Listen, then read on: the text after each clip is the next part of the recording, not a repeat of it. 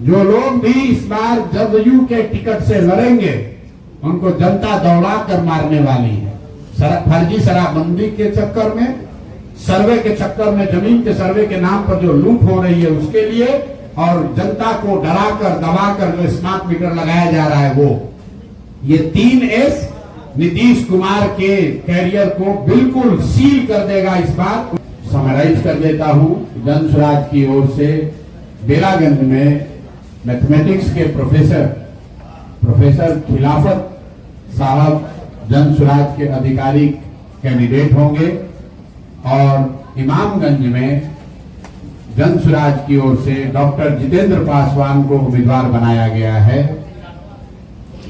जन स्वराज की ओर से इमामगंज में चुनाव के प्रभारी पूर्व विधायक किशोर कुमार मुन्ना जी होंगे, और बेलागंज में चुनाव के प्रभारी अमजद भाई होंगे। इनके नेतृत्व में, इनके मार्गदर्शन में, इनके सहयोग से पार्टी यहाँ चुनाव लड़ेगी, और सब लोग मिलकर हम लोगों का प्रयास होगा कि जन स्वराज अभियान में जो बिहार की जनता को हम लोगों ने वादा किया है कि जो कोई भी चुनाव लड़े वो स्वच्छ छवि का हो, बिहार को सुधारने का जज्बा और मंशा रखता हो।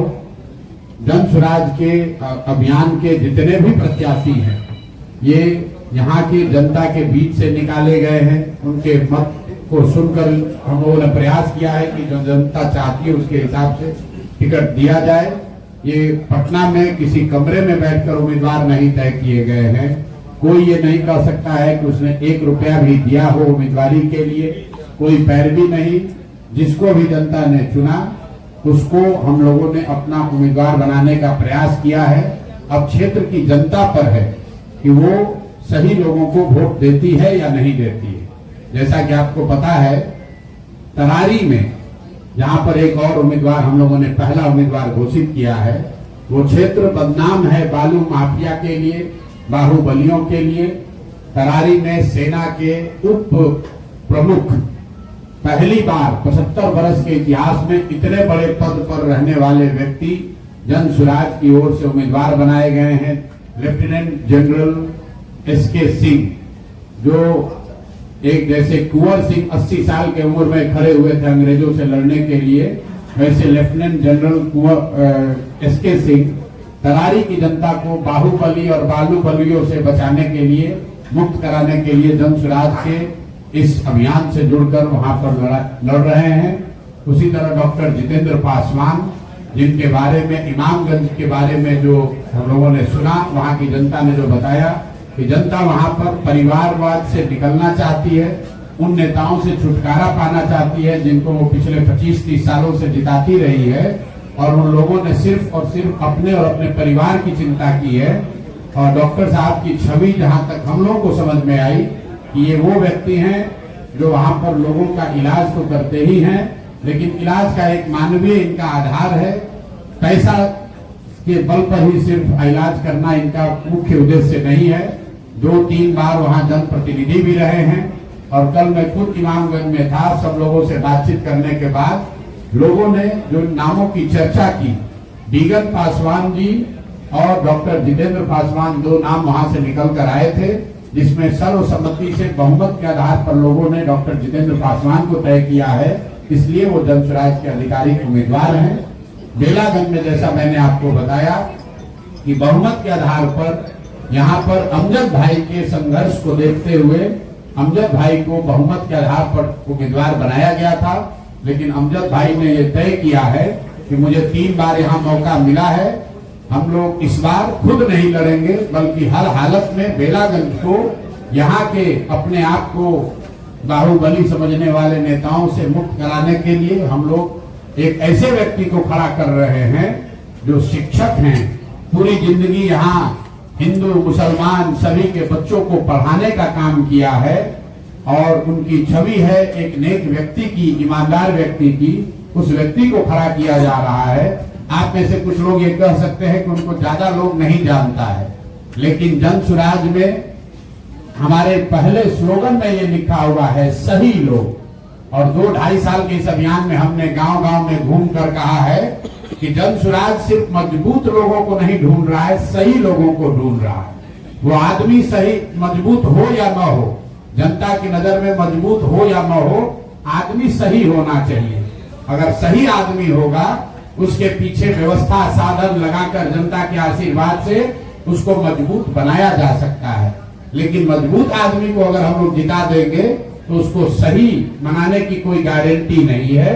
इसलिए जो 3 उम्मीदवार अभी तक घोषित हुए, lieutenant general S K Singh Tarari से, डॉक्टर जितेंद्र पासवान इमामगंज से और प्रोफेसर खिलाफत साहब बेलागंज गया से, आप देख रहे हैं इनका क्वालिफिकेशन क्या है, समाज के प्रति इनकी प्रतिबद्धता क्या है। इनके चयन में जाति आधार नहीं है, इनके चयन में सिर्फ और सिर्फ इनकी काबिलियत और समाज के प्रति इनका नजरिया, समाज के प्रति काम करने का इनका जो जज्बा है, सिर्फ और सिर्फ यही आधार है। और हम लोगों का जन स्वराज परिवार से जुड़े सभी साथियों का ये मानना है कि बिहार की जनता एक एक करके ही सही सारे विधानसभा से कूड़ा करकट को उठाकर फेंकेगी और अच्छे लोगों को चुनकर लाएगी, ताकि बिहार में एक स्वच्छ और अच्छी राजनीति की शुरुआत हो सके, बिहार में शिक्षा और पलायन के मुद्दे को सुलझाया जा सके। जो संकल्प हम लोगों ने लिया है उस अभियान में, जो महीनों से वर्षों से संघर्ष कर रहे हैं, जिला पार्षद रहे हैं और शायद पहले एकमात्र जिला पार्षद गया जिला में है जो आज भी साइकिल से चलते हैं।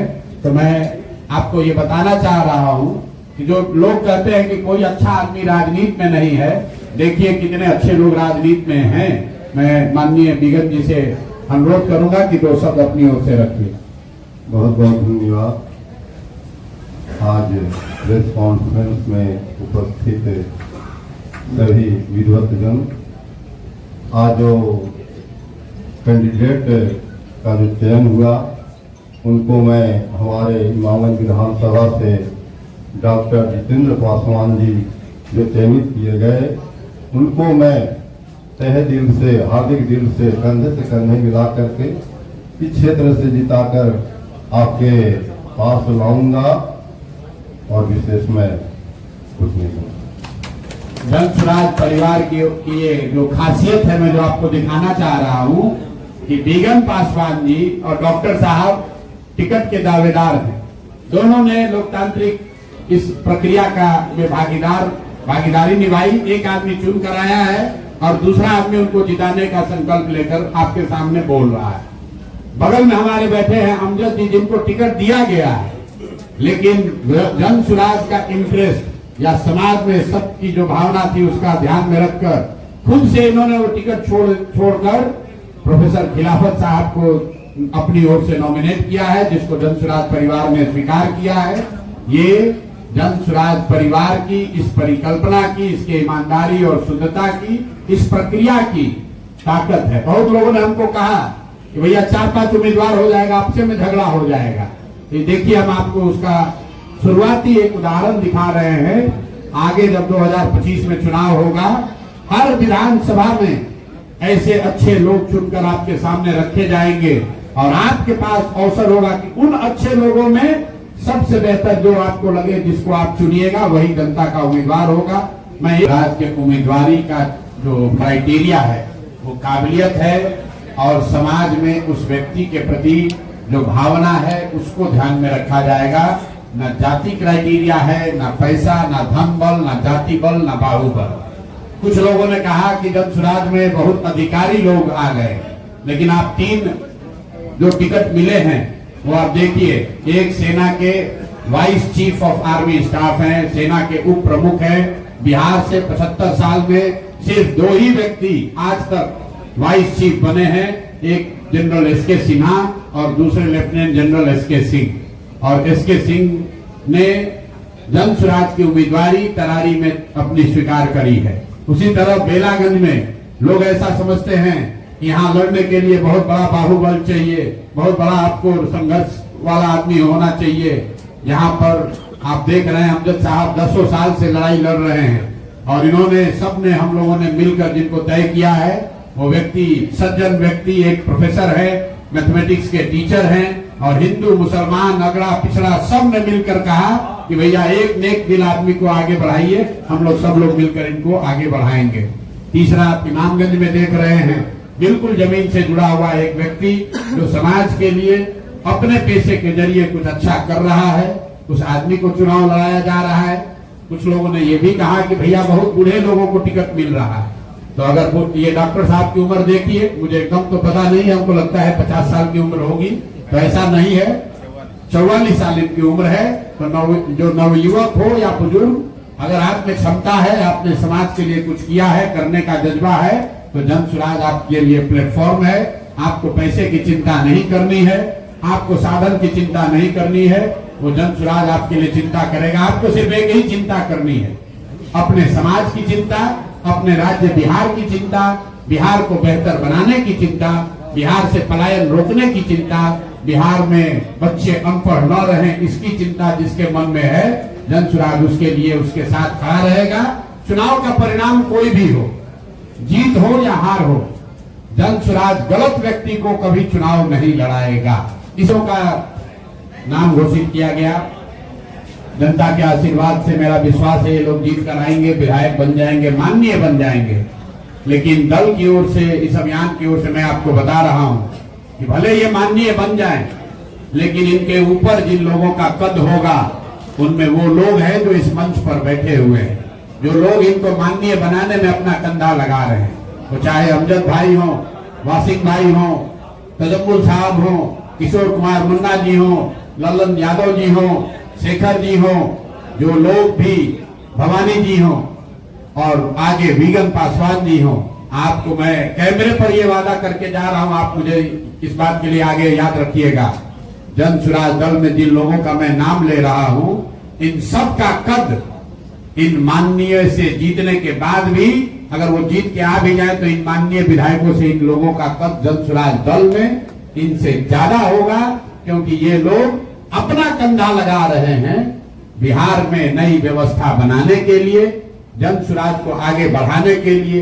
अपना व्यक्तिगत हित छोड़कर ऐसे व्यक्ति के साथ चल रहे हैं कि नहीं, बिहार सुधरना चाहिए। इसलिए एक बार फिर से इस अभियान के अगुवा के तौर पर मैं व्यक्तिगत तौर पर सबका आभार व्यक्त कर रहा हूं और कैमरे पर आश्वस्त कर रहा हूं कि आपने जो ये उदाहरण पेश किया है, बिहार की राजनीति में पहली बार लोग टिकटों के लिए लड़ते हैं, लोग टिकटों के लिए पैसा देते हैं, कुछ भी करते हैं। ये पहली ऐसी घटना है जहां लोग खुद से कह रहे हैं कि हम टिकट नहीं लेंगे भैया, ऐसा आदमी लड़ाइए जो जीत कर आए, समाज को सुधारे। तो आप बनाने वाले लोग हैं, बनने वाले से हमेशा बनाने वाला बड़ा होता है। मैं खुद का उदाहरण रोज देता हूं। हम आज तक चुनाव नहीं लड़े हैं, लेकिन इसका मतलब ये नहीं है कि हमारी कोई ताकत नहीं है। आप सभी साथी आए, आप प्रत्याशियों का नाम आपको फिर से बता दिया। तरारी से lieutenant general vice chairman of army staff lieutenant general S K Singh, Belaganj से प्रोफेसर खिलाफत साहब और इमामगंज से डॉक्टर जितेंद्र पासवान जी। बहुत बहुत धन्यवाद। तो खत्म किया जाए, बहुत सवाल भी लीजिएगा। ये है कि आपने कहा कि अमजद साहब के साथ समर्थन ज्यादा था लोगों का, तो ऐसा नहीं लगता है कि जो समर्थन का आपने अनादर कर दिया है कि नहीं, बिल्कुल दल ने कहीं अनादर नहीं किया है। हमारे बगल में कौन बैठे हुए हैं? अमजद साहब बैठे हुए हैं। आपको मैं बताऊं, 2004 में देश की जनता ने यूपीए को आंशिक बहुमत ही दिया, लेकिन सोनिया गांधी जी के चेहरे पर दिया। सोनिया गांधी जी ने तय किया कि नहीं, मनमोहन सिंह जी उनके बदले प्रधानमंत्री बनेंगे। ये उनका विशेषाधिकार है, ये अमजद साहब का विशेषाधिकार है। इन्होंने तय किया है और आपके सामने जो इन्होंने बात रखी है, हम अपनी ओर से, दल की ओर से अमजद साहब को नॉमिनेट किया गया। अमजद साहब ने प्रोफेसर खिलाफत साहब को नॉमिनेट किया है। ये बात तय हो गई है। अब इसको और कोई इसकी वजह नहीं है। कल के हंगामे की वजह से तो नहीं अमजद हुसैन साहब का नाम चेंज किया गया है? कल का हंगामा क्या था? हंगामा तो इनके पक्ष में था। हंगामा जिसको आप कह रहे हैं वो तो राजनीति का श्रृंगार है। आप जिसको हंगामा कह रहे हैं, मैं उसको जन सुराज की ताकत देखता हूं। अभी जो दल 2 अक्टूबर को बना हुआ है, उसमें उम्मीदवार बनने के लिए अगर सैकड़ों लोग आपस में नारेबाजी कर रहे हैं, बता रहे हैं कि जन सुराज का उम्मीदवार कौन होना चाहिए, ये दिखाता है कि जन सुराज की ताकत कितनी है। अगर जन सुराज की सोच की ताकत नहीं होती तो कौन इसका उम्मीदवार बनना चाहता है? प्रशांत जी, मैं दीपेश हुआ दैनिक भास्कर डिजिटल से। आपने तमाम पार्टियों को देखा है, पुरानी नई और जो एक मिनट, ये पहले पूछ रहे हैं दैनिक भास्कर से। जो तमाम पार्टियां आई हैं उनके कुछ न कुछ जनता को झकझोर देने वाले नारे या मुद्दा हुआ करते हैं, चाहे वो आपकी पार्टी हो या 1974 के आंदोलन की पार्टी हो, उन सबों के पास जनता को झकझोर देने वाले मुद्दे थे और या नारे थे। आपके पास अब तक न जनता को झकझोर देने वाले नारे हैं और न मुद्दे हैं। हमको तो लगता है कि देश भर में नारा लिखने के लिए अगर कोई नाम है तो प्रशांत किशोर ही का नाम लोग जानते हैं। आप झकझोरना अपने को चाहते हैं तो आप झकझोर लीजिए, हम झकझोरने नहीं आए। हम बिहार की जनता को झकझोरने नहीं आए हैं। जन स्वराज आंदोलन नहीं है ये, जन स्वराज किसी को उखाड़ने नहीं आया है, ये बिहार को बनाने आया है। आप दैनिक भास्कर के डिजिटल के संवाददाता हैं तो आपने पहले भी मेरी बात सुनी होगी। प्रशांत किशोर का जन स्वराज का आंदोलनों में कोई यकीन नहीं है। मानव सभ्यता के इतिहास में आज तक फ्रांस की क्रांति को अपवाद के तौर पर हटा दीजिए तो किसी भी आंदोलन से समाज का भला नहीं हुआ है, सृजन नहीं हुआ है। आंदोलन जो है वो झकझोरने के लिए है। आंदोलन वो तेज हथियार है जिससे आप बड़े से बड़े वृक्ष को काट सकते हैं। पौधे को वृक्ष नहीं बनाया जा सकता है आंदोलन के जरिए। आपने देखा इसी देश में अन्ना का आंदोलन हुआ, बिहार से जेपी का आंदोलन शुरू हुआ, उससे बिहार नहीं सुधरा, उससे इंदिरा जी की सत्ता हट गई, लेकिन नया भारत नया बिहार नहीं बना। तो हम लोगों का मानना है कि आंदोलनों से समाज का सृजन नहीं होता है। जनता जब तक नहीं समझेगी, नहीं जगेगी, सृजन का एक अपना तरीका है, अपना काल है। पौधे को वृक्ष होने में समय लगता है, इसीलिए 2.5 साल से हम लोग ये अभियान चला रहे हैं। हमने आज तक किसी के खिलाफ कोई धरना नहीं दिया, कोई प्रदर्शन नहीं किया, बिहार बंद नहीं किए, चक्का जाम नहीं किए। झकझोरने के लिए बस एक ही बात कह रहे हैं कि आज तक तुमने जाति के नाम पर वोट दिया, आज तक तुमने धर्म के नाम पर वोट दिया, मंदिर मस्जिद के लिए वोट दिया, 4 किलो अनाज के लिए वोट दिया, 400 रुपया पेंशन के लिए वोट दिया, विचारधारा के लिए वोट दिया। एक बार अपने मन को झकझोरो और एक बार वोट अपने बच्चों के लिए दो। यही इस अभियान का मूल मंत्र है। अगर आपको झकझोराना है तो झकझोराइए, ना तो निंद्रा में पड़े रहिए और देश के सबसे गरीब और पिछड़े बने रहिए। कुछ मैं बोल सकता हूँ सर? आप सवाल कर सकते हैं। आगामी नहीं हुई है शराब माफिया की, भारत बंद नहीं, बिहार बंद शराब माफिया, लेकिन अभी हाल में इतनी लोग मर गए हैं 50 ऊपर। आप ये बताइए कि पिछले 3 साल से सार्वजनिक जीवन में कौन सा नेता है जो शराबबंदी के खिलाफ सबसे पहले बोल रहा है? वो प्रशांत किशोर है। प्रशांत किशोर और जन स्वराज ने पहले दिन से कहा कि अगर हम लोगों को मौका मिला तो बिल्कुल इस नकली फर्जी शराबबंदी को उठाकर फेंक देंगे। इसलिए फेंक देंगे कि बिहार में शराबबंदी नहीं है। शराबबंदी के नाम पर शराब के ठेके और दुकान बंद हैं, लेकिन घर घर होम डिलीवरी हो रही है। वही शराब 4 गुना 5 गुना शराब ऊंचे दाम पर मिल रहा है। गलत और जहरीली शराब से बच्चों का, लोगों का जीवन भ्रष्ट हो रहा है। और सबसे बड़ी बात कि बिहार सरकार का, बिहार की गरीब जनता का हर साल 20,000 करोड़ रुपए का नुकसान हो रहा है। ये पैसा कहाँ जा रहा है? ये पैसा जा रहा है शराब माफिया के पास, ये पैसा जा रहा है भ्रष्ट अधिकारियों के पास, नेताओं के पास। राजद, भाजपा और जदयू के नेताओं से पूछिए कि कितने इनके नेता हैं जो खुद शराब का धंधे में लिप्त है। नीतीश कुमार के अगल बगल बैठने वाला कोई ऐसा अधिकारी सलाहकार नहीं है जो शराब माफिया से पैसा नहीं पा रहा है। छपरा में आज 2 दिन पहले जो घटना हुई है, 1.5 साल पहले उसी छपरा में 70 लोगों की दुखद मृत्यु हुई है। और हम लोग के मुख्यमंत्री ने इतना भी गवारा नहीं समझा कि एक बार जाकर लोगों से पूछें कि क्या हुआ। जब 60-70 मृत्यु होती है तो पत्रकार भी जगते हैं। मैं 2.5 साल से पैदल चल रहा हूँ, बिहार का कोई ऐसा पंचायत नहीं है जहाँ 2, 4, 5 लोगों की मृत्यु जहरीली शराब से नहीं हुई है। लेकिन नीतीश कुमार उस राजा की तरह हो गए हैं जिसको पूरे बिहार को मालूम है कि शराबबंदी फेल है, घर घर शराब मिल रहा है, लेकिन नीतीश कुमार का अहंकार है, वो कह रहा नहीं शराबबंदी रहेगा, लोग मरे या जिए। ये उनका अहंकार है। मैंने पहले कहा है कि 3S, शराबबंदी, सर्वे और स्मार्ट मीटर, ये नीतीश कुमार के राजनीति के ताबूत में अंतिम 3 कील है। जो लोग भी इस बार जदयू के टिकट से लड़ेंगे उनको जनता दौड़ा कर मारने वाली है। फर्जी शराबबंदी के चक्कर में, सर्वे के चक्कर में, जमीन के सर्वे के नाम पर जो लूट हो रही है उसके लिए, और जनता को डरा कर दबा कर जो स्मार्ट मीटर लगाया जा रहा है वो, ये 3S नीतीश कुमार के कैरियर को बिल्कुल सील कर देगा। इस बार उनको इतना भी सीट नहीं मिलेगा कि वो किसी से कोई समझौता का गठबंधन कर पाए। चलिए भैया, बहुत बहुत धन्यवाद।